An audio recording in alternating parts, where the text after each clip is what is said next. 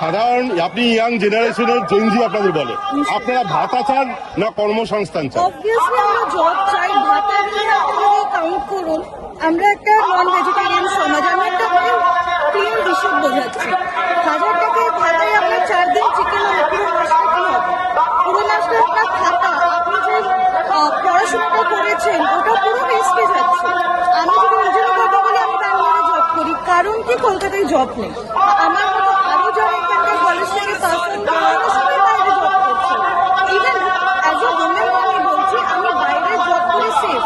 আমি ব্যাঙ্গালোরে বা হায়দ্রাবাদে রাত্রি 3টার সময় বেরোতে পারি, কারণ কি সেটা আমি অফিস থেকে বেরোই, বাড়ি ঘুরে বাড়ি ফিরি। কারণ কি ওখানে সত্যি রাস্তায় রাস্তায় পুলিশের বাড়ি আছে, একটা ডায়ালে পুলিশ আছে। এখানে তো মহিলাদের আপনারা সবাই জানেন যে রেড বাঁধা আছে। তো অবভিয়াসলি আমি আমার এখানে বাড়ি থাকার সত্ত্বেও আমি সন্ধ্যে 6টার পরে বাড়ির বাইরে বেরোতে পারি না।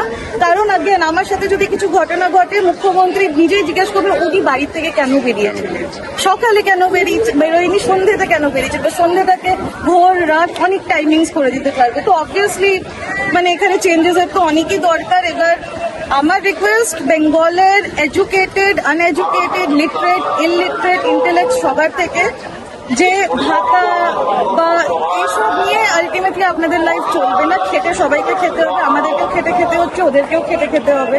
তো আলটিমেটলি এবার যেন এমন কোনো একটা গভর্নমেন্টকে চুজ করা হোক যে ওই চেঞ্জেস গুলো বেঙ্গলে নিয়ে আসুক। কারণ আমরা এজ মানে ওল্ড এজ থেকে দেখছি যে আমাদের ইন্ডিয়ার ইন্ডাস্ট্রিয়ালাইজেশন বেঙ্গল থেকে স্টার্ট হয়েছে, আবার বেঙ্গলেই ধ্বংস হয়ে গেছে। সেটাও দেখি কর্মসংস্থান শেষ, আপনারা ব্যাঙ্গালোরে চলে যাচ্ছেন, সেটাও মোদিজি কিছু একটা সংস্থান করবেন, আপনার কি মনে হয় সেটা কি কোনো বার্তা দেবেন আজকে কর্মসংস্থানের?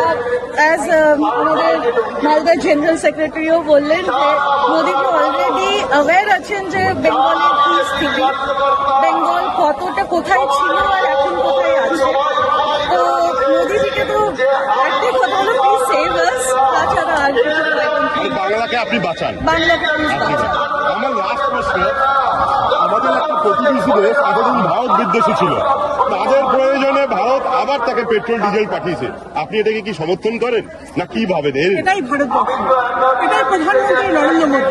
যে দেশ বারবার ভারতবর্ষকে আক্রমণ করে, তারা যখন বিপদে পড়ে মোদীজি তার পাশে দাঁড়ায়। এই প্রথম নয়, করোনার সময় দেখুন 80টা দেশকে সেই সময় করোনা ভ্যাকসিন আমাদের মোদীজি পাঠিয়েছিল।